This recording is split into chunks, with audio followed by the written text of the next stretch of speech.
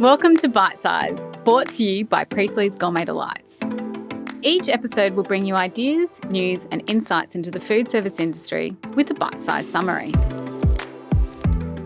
I'm Xanny Christopherson and I will be your host.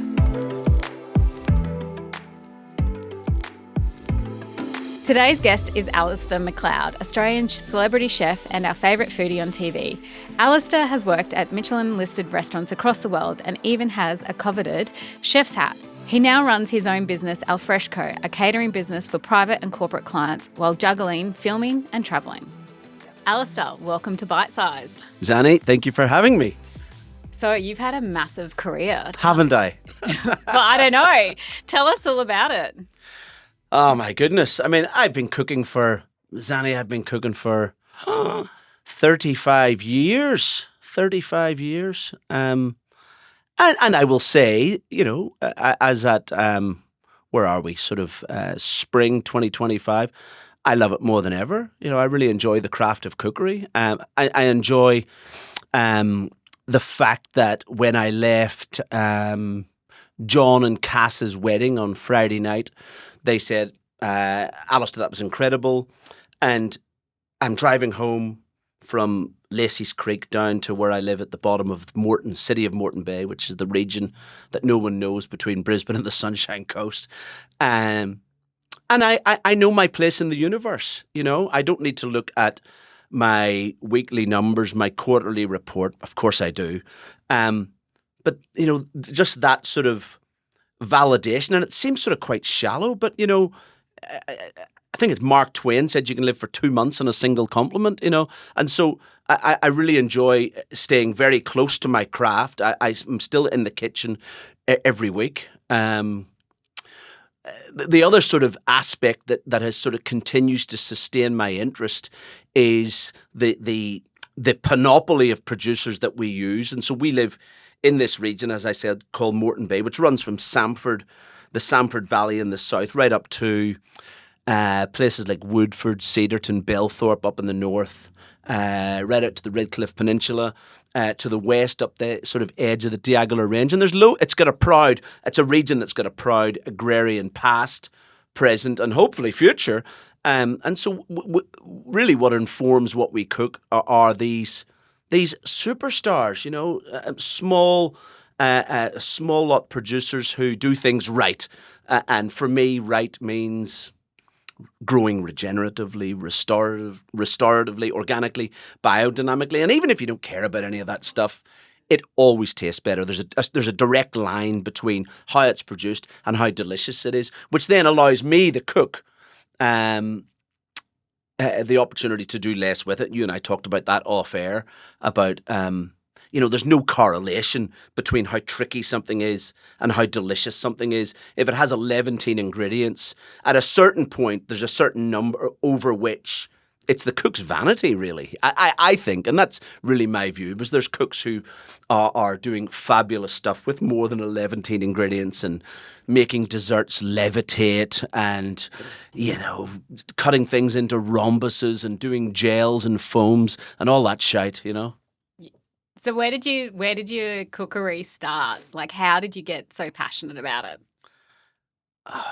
I mean, I wasn't at bended knee potting peas with my mummy, but my mummy would have a certain amount of sort of latent sort of influence in how I cook, in the sense that I just lost my mummy recently, Xanny, but she was lusty, generous. The second someone came into the house, there was a drink and something to eat, you know, could have been something very, very simple, you know, but that sense of, that's not food or service, it's hospitality. It's being hospitable.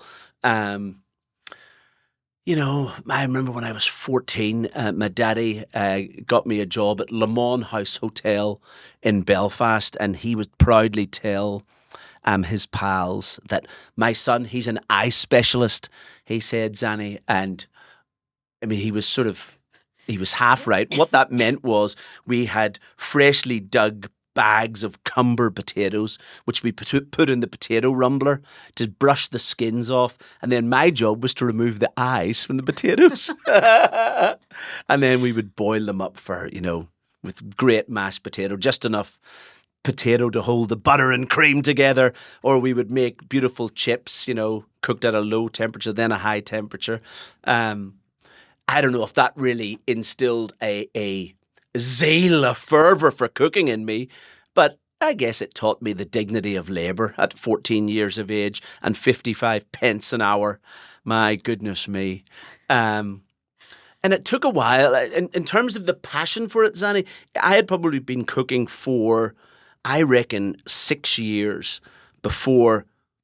And it's only when you reflect, I guess, you go, that was the moment. And the moment for me, I was working in just outside Perpignan, in the Languedoc-Roussillon, southwestern France, down near the Spanish border at a wee town called Collioure. And I reckon if I went to La Frégate in Collioure today, the menu would be the same as it was today, would be the same as it was then, because what is a key part of cooking, certainly in those sort of old European countries, is not only using produce that's in season, but cooking the dishes from that region with produce that is in season. That sort of really steadfast adherence to tradition. It's a wee bit restrictive for me, but I remember Frank said to me, I worked in the feu de bois kitchen, the wood fire kitchen, very cool now in Brisbane in circa 2025. But this was 30 years ago. And so I was working in this feu de bois kitchen, this wood fire kitchen where everything was cooked by fire. And I used to have to light a fire at 10 o'clock so that it would be ready for 12. And then I lit another one at, half an hour later. So I had 3 fires. So I juggled it. So I had enough fire power to get me from 12 o'clock to 3 o'clock whenever lunch finished. And so Frank said to me, let's go and get some wood for the fire. And so I had my chef jacket on and my clogs. So I went downstairs, took my clothes off, got on a pair of shorts and T-shirt and walked upstairs to go and get the wood. And he said, why did you take your uniform off? Oh, I'm really aware I'm talking a lot here, Xanny. But anyway, there's a point to this. And here's the thing. I had this sense that cooking wasn't a real profession. It makes me sad thinking about it, but it makes me think of my daddy. That it wasn't one of them real jobs, cooking for a living. That's one of those jobs you do from peeling spuds at age 14 to when you get your education, and then you do one of them proper jobs. And so Frank said to me, "Go downstairs, get your whites on, and get up here and stand tall."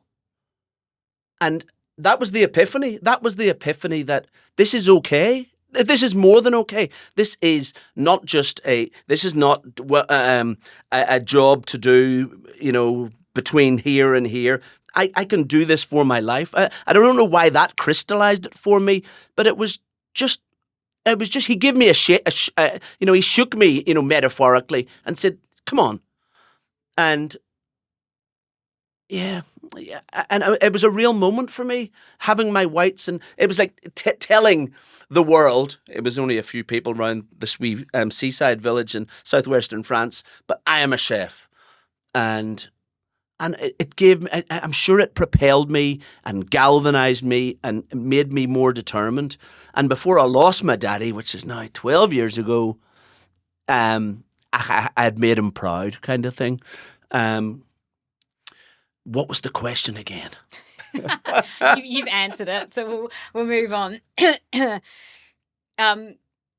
that was quite a backstory there. Yeah. So I think chefing's one of those unique jobs where you can actually travel the whole world, and food has its own language. So you don't actually need to speak the language to be able to work in a kitchen. Great, yeah. And I know you've worked in some Michelin-starred restaurants. So tell me about your experience there.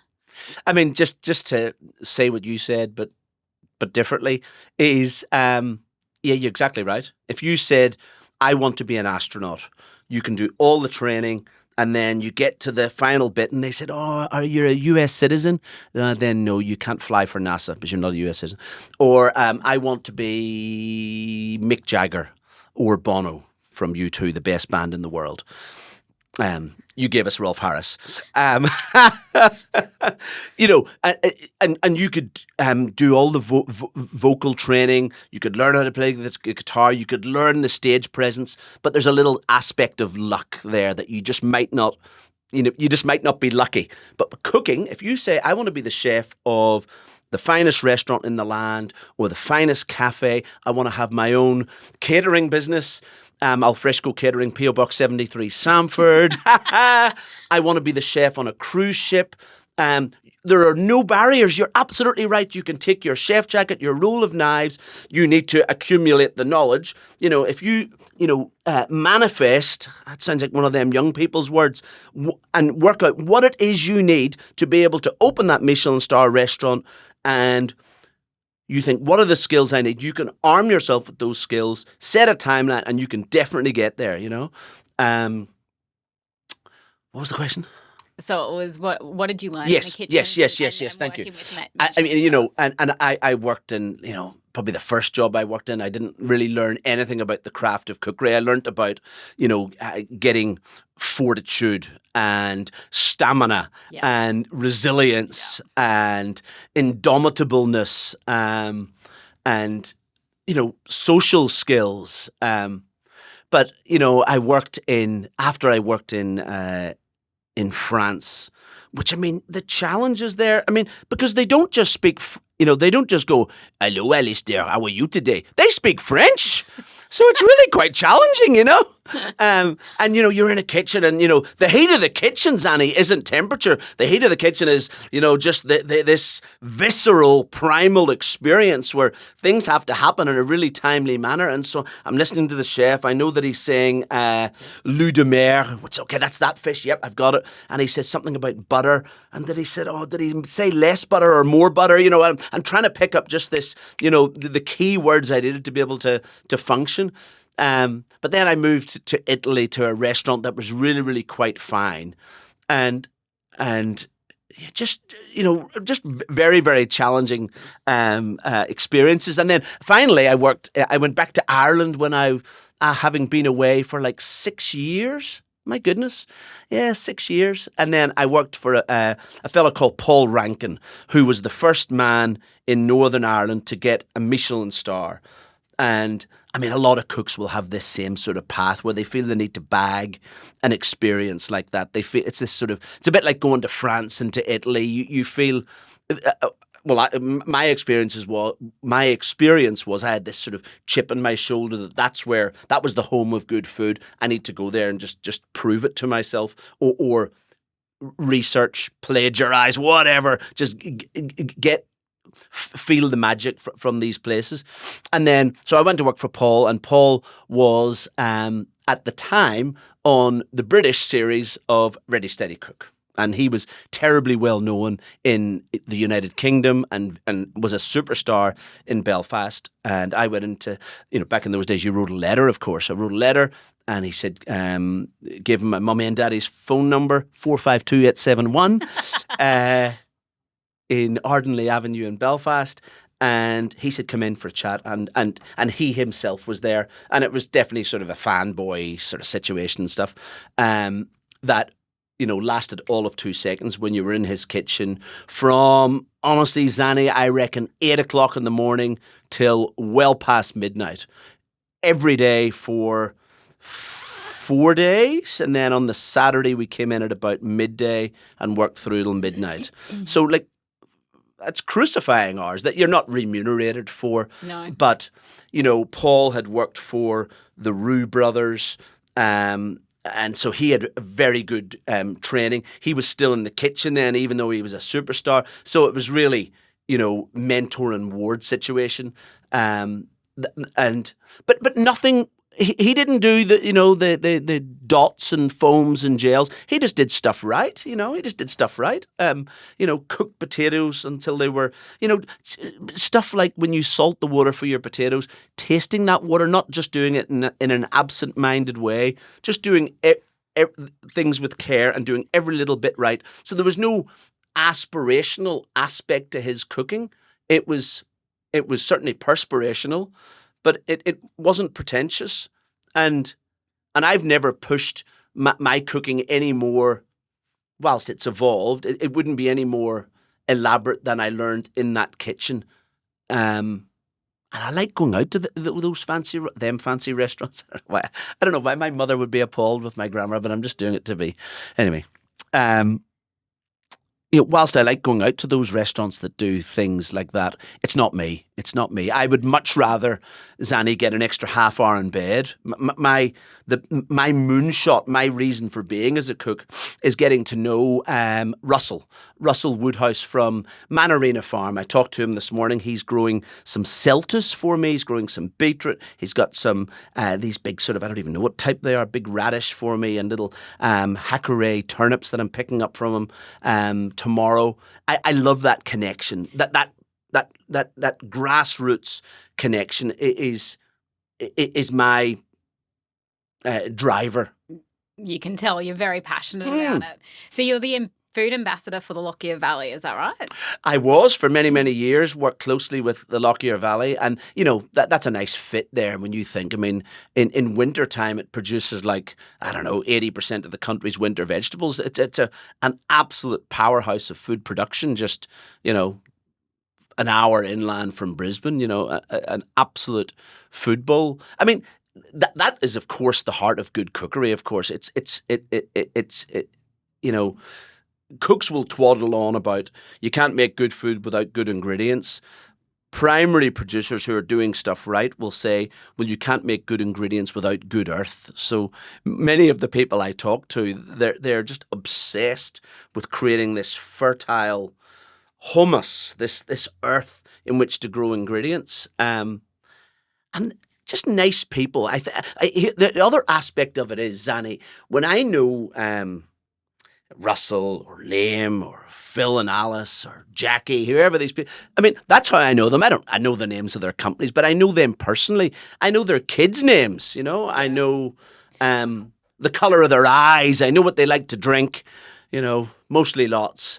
But that relationship, what that also does is leads into another sort of conversation that is sort of part of the zeitgeist, is sustainability and making sure that you're not wasting anything. Obviously, it makes commercial sense. But because I know, let's pick out Russell, because I know him, I feel duty-bound, compelled to not waste anything. Because I would hate for him, and he's coming to the lunch that I'm using his produce at, I would hate for him to see that I've, cut one of his vegetables into a parallelogram. I would hate that. I would like him to see that, his radish, I've just, they've been pulled from the earth with the dirt still clinging to them. They arrive in my kitchen. Excuse me, we wash them 3 times, and then we toss them in olive oil from Milmerin, salt and pepper, and just roast them. And, we don't peel them. We haven't peeled a root vegetable in years, and so what it looks like on the plate is exactly as it looked like when it came into the kitchen, and so, in other words, I haven't wasted anything. And if it's, say, the turnip tops, I will use them and make some sort of green sauce, some salsa verde typey thing. And people think, and then if you think, does it really matter if you know where your produce comes from? I tell you what, if our little 8-year-old mongrel, Clancy, goes down to the garden and, picks a whole pile of the self-seeding tomatoes, and we've got eggplants at the moment, and brings them up, and I look at the brightness in her eyes, you in kitchens, and chefs will be listening to this podcast, they remove the little eye of the tomatoes. For goodness sake, just eat the bloody thing. When we get zucchinis from the garden, you normally top and tail them. Nah, eat the whole thing. But that comes down to education though, right? Yeah, because the average person has been taught that they must top and tail the zucchini, or that they must, take the skin off the carrot.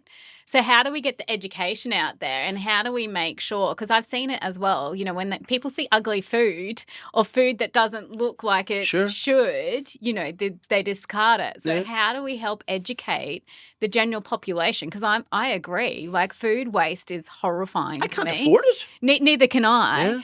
But there's also people that can't, in Queensland that can't afford to eat. Sure. And, here we are throwing out good produce because it doesn't look right, or we're, topping and tailing now zucchini. I mean, So Oz Harvest say that we throw away, it's between a quarter and a third of everything that we buy. And that's as the consumer. There's waste and attrition all along, the sort of the food chain from when, it gets pulled from the earth or whatever. But we open our fridge and we go, there's nothing there. There's heaps. Honestly, I mean, like every week in our house, Xanny, we would have, a curry or a soup, even if it's, a raging hot day.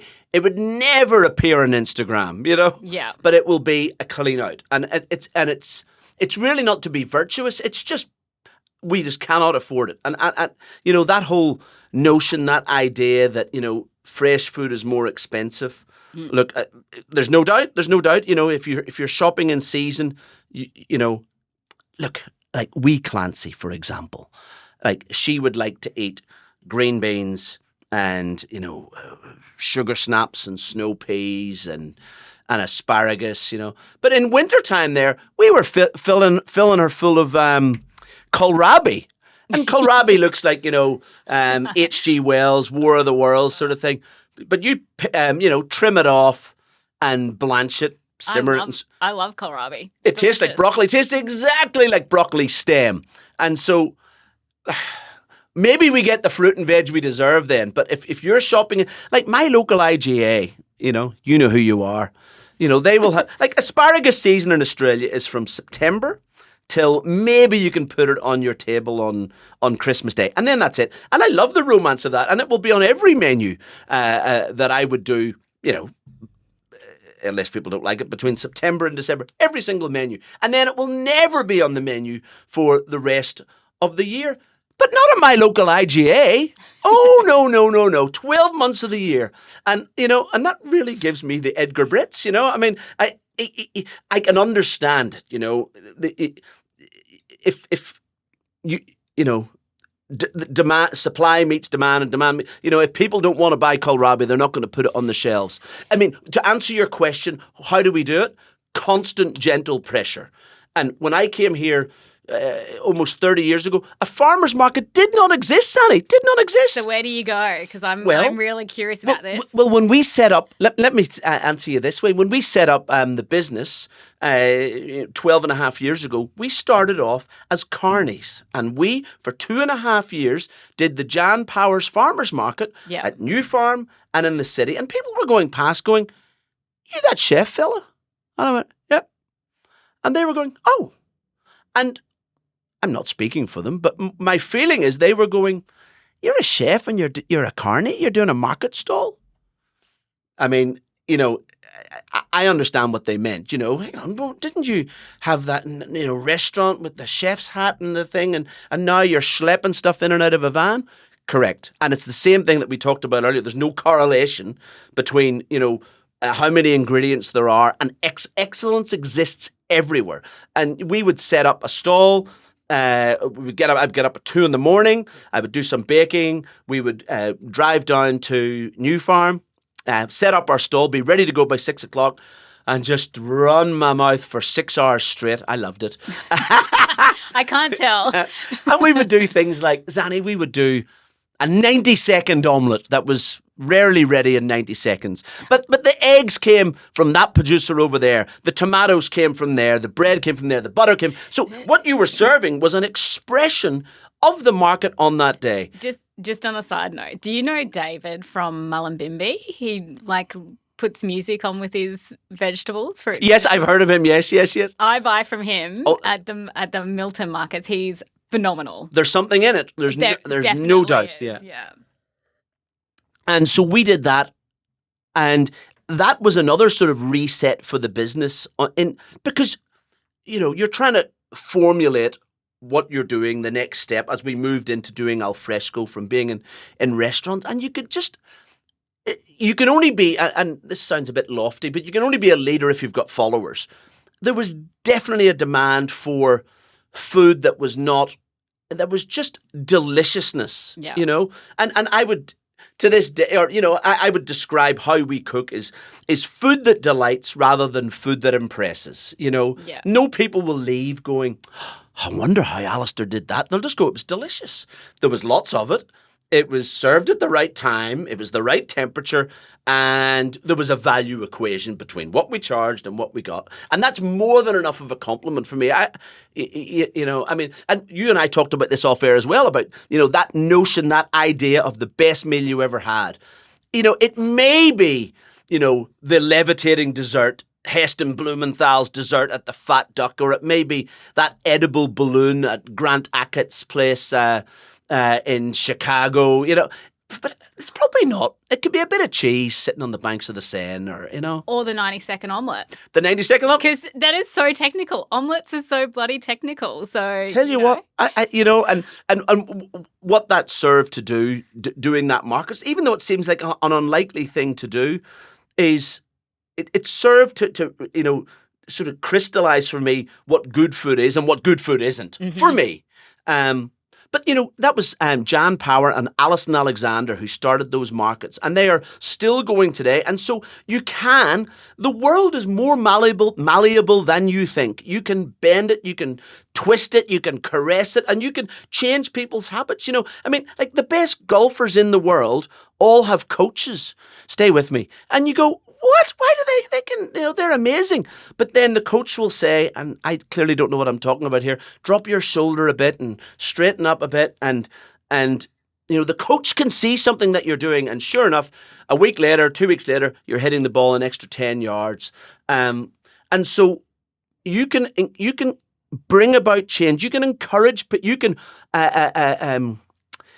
nurture change, and people will change their golf swing. And by changing their golf swing, just in small wee bits, they can make a profound difference to this world. Yeah. There's another, and this is worth a mention, I think, Xanny, and it's something that we did sort of during COVID, and it's still going today. It's a market idea called Reko, R-E-K-O, and it's sort of new to Australia. It's probably only new to our part of Southeast Queensland, really. And the idea of Reko is you have got your wares and I've got my wares, and I put up what I want to sell on a thing called Facebook. Have you heard? Yeah. And it could be, and I might put up, I'm going to make, I don't know, 80 beef stroganoff, let's say. And it sort of came out of COVID. It sort of aligned with COVID. It just so happened, right? And so people would then, it's a bad example using me. Let me use Russell as the example again. And he's got, 100 bunches of his little Japanese turnips, or he's got, sweet potatoes or whatever. And people will buy them from him through his Facebook, the Reko Facebook. Let's say it's the Samford Reko, right? And they will buy it from him. And then the market opens on the Saturday, let's say, between 9 o'clock and 10 o'clock. So the market's only open for an hour. So the primary producer, instead of him having to do, with the other markets, the other sort of market model, getting up early in the morning, bringing his tent, setting out his table, the Reko model is he's already got his money. You've paid him. And then the market is open. You drive to him. Often they can be as a drive-through. And you go through and you say, Russell, it's Alastair. Yep. And he'll go, yep, I've got your order here. He puts it in your boot. You leave like a cooler, an esky in your boot, and he'll put it in there for you. So the primary producer, there's the whole challenge is people will be, I hope, inspired by listening to your podcast today, but they'll go, yeah, but it's hard. Where do I get those things? The supply chain thing continues to be a challenge, but markets like this Reko market shorten it right down. So one, you get to actually meet the person who's got the dirt under their fingernails, and you're giving him money. So you're cycling the money around in your own community, and he is not having to stay away from his farm for hours on end. He turns up for 1 hour and you get your produce. I think it comes back to, though, is the education piece, right? Which is food is medicine.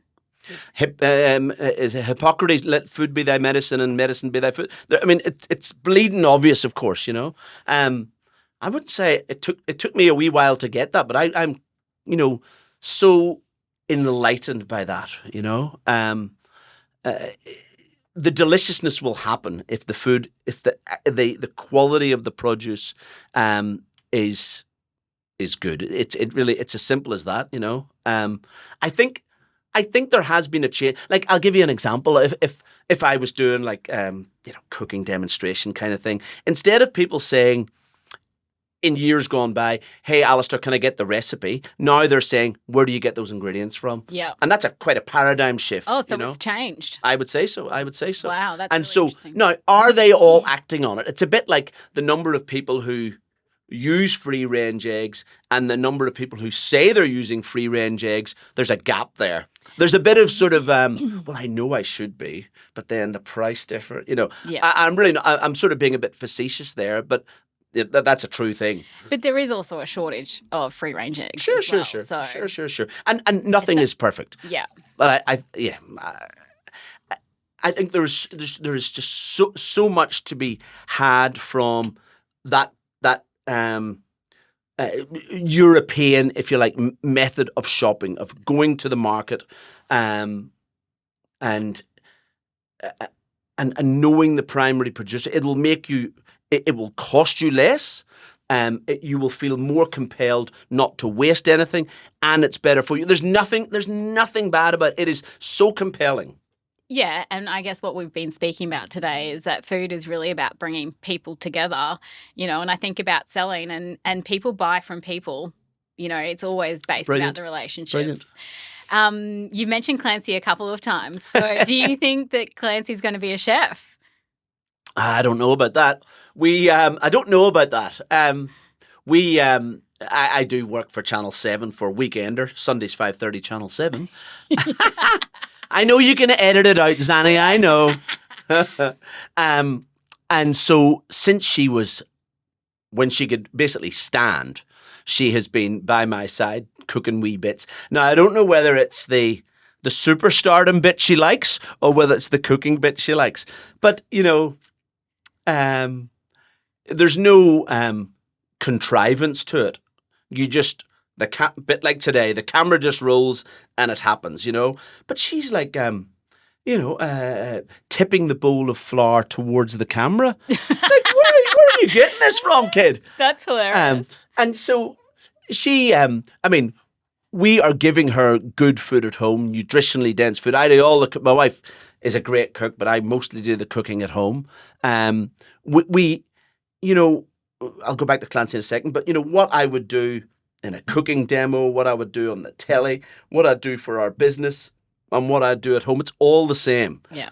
I don't go home and then, that sort of, chef cliche of, I don't know, eating a toasty at midnight and a 6-pack of beer. It is a genuinely consuming passion, and it flows through everything that we do. And so but Clancy, by being in that environment, she is being subjected to constant gentle pressure. But I love that. And I cooked with Audrey, like I cook with Audrey all the time, right? And I made chicken cashew nuts last night. Giddy up. Yeah, I know, which is her favourite meal. But I just watch her eat, feel, touch. Like there's so much that can be learnt by being in the kitchen. Totally. And also that bonding time, but also the nutrition that they get by eating some of the raw vegetables as they're cooking. It's perfect. No one gives you this blueprint how to be a parent and stuff, but that's Xanny, that's perfect. It's perfect, and when I think of, I can see the result in my older girls who are 27 and 24, and it works. It does work, that whole constant gentle pressure by, whatever you're instilling in them, manners and, brushing your teeth and brushing your hair, whatever it happens to be, the effort that you put in definitely is rewarded, I think. Yeah, it's one of my dad's favourite saying, effort equals rewards. Beautiful. Yeah. So tell me about your career from chef into the TV world. Like, why did you decide to do that? I mean, it's not, it's I'm a cook primarily, and how the opportunity for the telly came about. Well, probably the first opportunity was the dearly departed John Miller used to do 4BC in the morning, John Miller and Ross Davey. And so I did a wee spot on there, a cooking spot on radio, which sounds a bit Irish, every Friday morning. And the guy on before me every week was Peter Beattie, who was the Premier at the time, and then it became Campbell Newman at whatever point that was. That gives you an idea how long ago it was. And the guy on after me was Justin Lepich, who was the captain of the Brisbane Lions at the time. And every week I met Peter Beattie for the first time. I go, Mr. Beattie, I'm Alastair McLeod, I work Brett's Wharf and thing. And he went, oh yeah, good. And then Justin Lepich, I'd go upstairs, outside the studio, and he would say, oh, you were going to go to that restaurant on Thursday night. Did you do that? And we had this lovely thread of conversation which existed through the years. I'm not saying Peter Beattie is, he's a busy man, right? Yeah. So I did that for many, many years. And I guess just that, and with no training, I will say, can I just digress for a second? My mummy was a singer, a jazz singer. She went to Lourdes Hill over in Hawthorne. I was over there doing a catering job just a couple of Fridays ago. And Xanny, I felt her there. It's just lovely. Places are not just bricks and mortar, of course, And then she went to the Conservatorium of Music over at South Bank or wherever it used to be, not where it is now. And then she went to Sydney, and and her father, my grandfather, Thomas Aloysius Guevara, was a Torres Strait Islander. Oh, wow. And so my mother was one of the first women of colour, to sing in the Sydney Opera House in 1974. Wow. Extraordinary thing. She was in 3 episodes of Skippy, of which I have seen recently. And it's quite disarming looking at your mother considerably younger than I am now, seeing her acting. And she was in a couple of movies. And then she, Australia was a different place. Then she went travelling, and she met, she was asked to, she was singing in a cabaret club in the north of England. And my daddy had a cabaret club in Belfast, and he booked her, maybe he found her on Instagram or something. And he booked her to sing in his cabaret club in Belfast. And that was it. And, this was like late 60s when everything was turning upside down in Belfast. And it shows, well, if you meet someone from, I don't know, Baghdad or Tehran, that's the person, and she stayed there. She stayed in Belfast, and she was in media her whole career. She was in commercial radio. She was in theatre. She did pantomime. She did heaps of stuff, And so, maybe the apple doesn't fall too far from the tree. And we did a story just before we lost my mummy. We did a story with Carla Grant, who does a show called Living Black on SBS and NITV. And we started the interview with this chat about my mummy and me, and then my 24-year-old who's a singer-songwriter, and how this thread has seemed to run through. Wow. And so, I think cooks have a certain amount of, there's a certain amount of performativeness that goes into, running kitchens. There's a certain amount of, showmanship to it, I guess. But I did 4BC for many years, and then there was a show that preceded Big Brother that was on in Queensland on Channel 10 called Click on 10. Didn't last long, and it was like a wee lifestyle show on a Friday night that was telling you what you could do with your weekend. It was sort of like, maybe like a poor man's Better Homes and Gardens kind of thing. Sorry to Channel 10. But it was a great wee show. And so then, inevitably in these shows, there's a cooking spot. And so they found me at Brett's Wharf, and I did a little spot. And then they came again. And because we were, sometimes, and I go out on the road now with Weekender filming, and sometimes you go, gee, the cook's not ready for us, or he's got a hangover. And, and when the TV crew came knocking to me, I was always ready. Yeah. The food was ready. The barbecue was set. I'd given them some ideas about the aspect we should, to make it easy for them, because they're busy. Everyone's busy. And so, I remember we did one spot where, and it was maybe lifted from a fella called Rick Stein, where we set the barbecue up in the water in front of Brett's Wharf, just in the Brisbane River. So it wasn't like a pretty little beach like Rick Stein did. And I knew the tide was coming in. And so we filmed it as the tide came in. Oh, nice. And as we finished, the closing shot was me sort of up to my waist in water. And so nice bit of showboating, I guess. And so we did that, and then Ready Steady Cook came along. I did 220 episodes of Ready Steady Cook. Got to meet a whole group of chefs from all around the country, and yeah, that was fun times. We did that for about 8 years, and in the meantime, I got picked up by Channel 7 to do Weekender, which I still do to this day. I was filming this week. And then I did another series of Ready Steady Cook just last year, which came back. And this time it was kind of different. The first time it was people like Manu Fildel and Gary Megan, George Calumbaris, Damien Heads, Matt Galinsky, Dominic Rizzo, people who, had burns on their arms, Yeah. And the latest season, which was hosted by my friend Miguel Maestri, great chef, was me and a whole sort of MasterChef alumni people. Yeah. Kind of different. I still beat them all, though. Thank God for that, right? Yeah. And so, yeah, and it continues to be part of what I do. I do another show on Channel 10 called 10 Minute Kitchen with a wonderful lineup of youngish chefs. I find it just, and it's a nice outlet. It's a nice outlet. I feel my mother when I do it.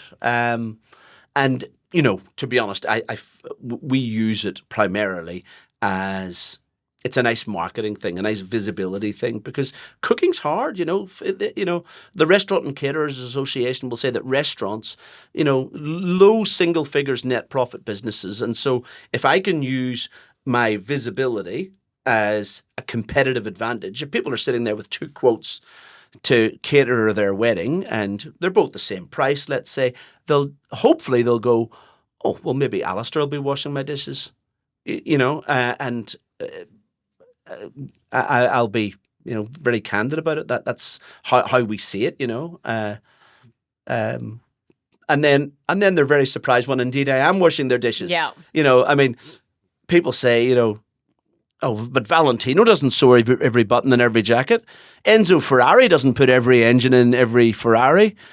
Yeah, well, in my case, yes. Yeah. I like to stay close to it. I think, there are benefits to being able to work on your business rather than working in your business. And, I think sometimes you need to understand what the front line's going through. Yeah, that's right. In order to be able to work on your business, because if you don't know what they're up against, then you can't work on your business because you're not working on the right things. That's right. And I enjoy the company of cooks. Working in restaurants my whole life, you form these deep sort of, collegiate fraternity of this band of miscreants and rogues, and they're not like other people cooks, and you either like that or you don't like it, but it tends to be quite itinerant, and so you have this deep friendship and then they leave, and and so that's always been that sort of kindred. They've been my people, Yeah, because it is quite transient, isn't it? Being a chef. It can be. Yes, it can be. Yes, it can be. And I think, and now as a business owner, we try to work really hard on identifying what the drivers are. What is it? Why are you working with us? And I always try to imagine that, I'm creating an environment where they're skipping to work, Xanny. They just cannot wait to get there, And I can't use dollars and cents as the only trick in my toolbox, because it's not really there. There's not large amounts of the dollars and cents to do that. So you have to create an environment that makes them want to do that. Well, culture eats strategy for breakfast, right? And Brilliant. That's what you're trying to. Brilliant. Well, it's true. Yeah. All right, just quickly. Yep. Do you prefer savoury or sweet? Sweet. Are you silly? What? Well, favourite dessert then? It's all about time and place again, I would say. We were over in North America in the start of the year, and I had this recommendation to go to this place called Joe's Stone Crabs in South Beach, Miami. And really, when I think about our itinerary, and my wife who was my boss up at Channel 7. She loves itineraries and planning trips. That was her job, you know. We planned a whole part of the trip about this bloody key lime pie, and I had to have it. And so we sort of went out of our way to go to South Beach, Miami, to go and have this key lime pie in this massive diner. This, you know, one of the waiters had been there for 42 years. Wow. It's been in the same family. This will resonate with you, Xanny, with Priestley's, you know, just family owned, and, you know, just consistency of product. And it's just this lovely worn in feel to everything, just accomplished, you know, seamless service. And it's a bit like meeting your heroes then. So when you have the key lime pie about it, and it was so good. Yeah. It was transcendent. It was so good. And I went and asked for the recipe. And I got you the get recipe. it? Yeah. got the Have you recipe. made it? Yeah, I have made it. Yeah. Was it as good? Yes, it was as good when I can just hone in on the taste. But you know what it is, and it's another thing we talked about off air, is about it's, you know, an experience that you provide. It's the total is it's the sum of the parts. It's, you know, the location, the temperature, the music, all these other factors. And I was really they got me good. They really got me good. I was really seduced by the place, by the whole story, it was magic. It was really magic. But yeah, it was really good. Yeah. Well, and it's also amazing that they were happy enough to give the recipe, because what they've worked out is it's actually about the whole experience that they offer. That's right. Not just the recipe. Yeah, that's right. So I can remember, like, when I worked in where I worked in Italy, in Turin, Torino, a place called Da Giovanni, was the first time, Xanny, that I had ever seen or heard of, heard of a panna cotta. I mean, Audrey would know what a panna cotta is. I'm not sure. She's pretty basic, unfortunately. Clancy would know what a panna cotta is. Yeah, that's that wobbly thing, Daddy. It was the first, I mean, I was 25, I reckon, and I'd never seen it. And you know, you realise that you are the sum of your parts. And what is panna cotta? You know, 3 ingredients, 4, and it was incredible, you know. But hugely technical. Yes, you're right. Yeah, that's right. And there's little points in there that if you don't get them right, it's not this beautiful trembling bosom. You can cut that out later, but that's what you want. I can remember the first time I had a creme brulee was at a French restaurant in Glasgow called the Buttery. And I just remember that juxtaposition between the sugar had been cooked. Now that I think about it, the sugar had been cooked right. It wasn't just golden. It was close to burnt. It was bittersweet, which is what you want, of course. Yeah. And that juxtaposes taste-wise and texturally with the barely set custard on the inside. And I thought, oh, this is a clever dessert. Yeah. It's really making me think about how food really does make memories. Yeah, totally. I can think of, you know, just so many times and places. I love that aspect of it. I love that aspect of it. And I'm always conscious of it. Sounds maybe a bit self-aware or something, but I'm really trying to do that with our guests. I get the heebie-jeebies every time, you know.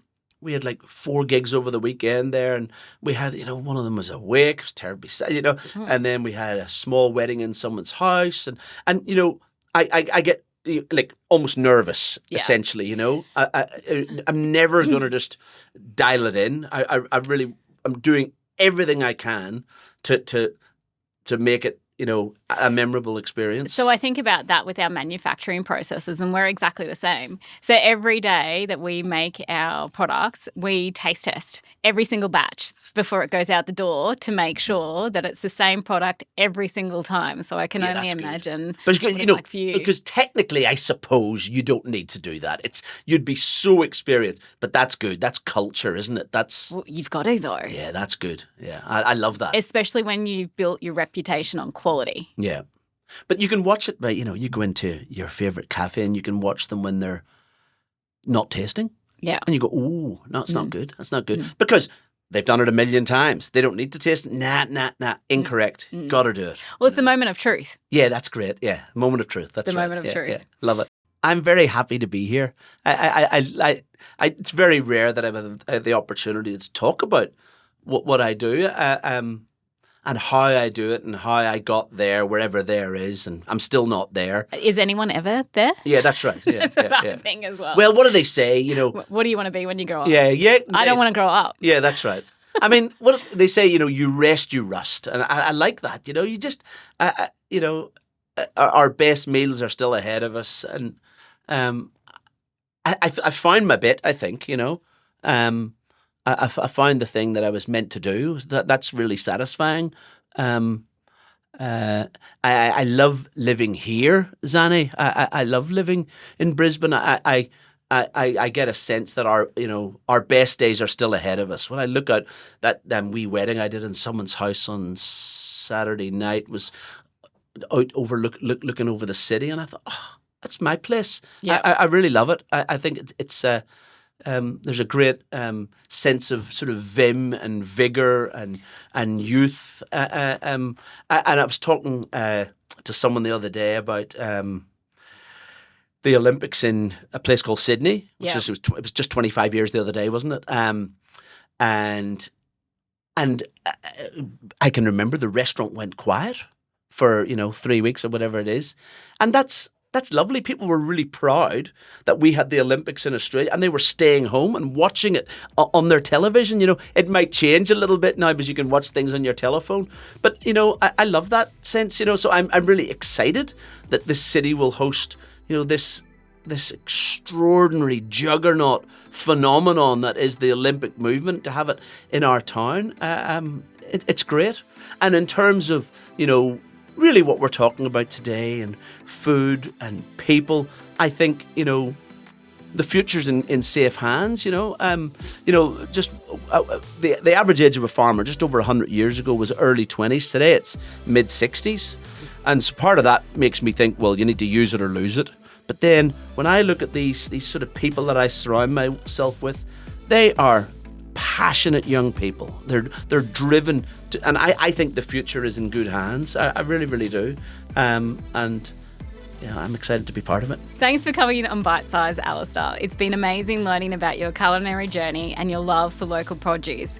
We're looking forward to seeing you at the Good Food and Wine Show. Good Food and Wine Show, yes, that's a big old deal. Myself, Louis Tickerham, Kirsten Tibbles, Luke Nguyen, and Miguel Maestri. It's a big old show, that. Good. Well, we look forward to seeing you there. Right, what's for dessert? We have one of our new matcha strawberry individuals. I bet you wish you were here. Thank you for listening to today's bite-sized episode. We hope you got some industry insights and tips for your business. Subscribe to our podcast and tune in to our next episode. Feel free to reach out to me for any comments and questions via LinkedIn.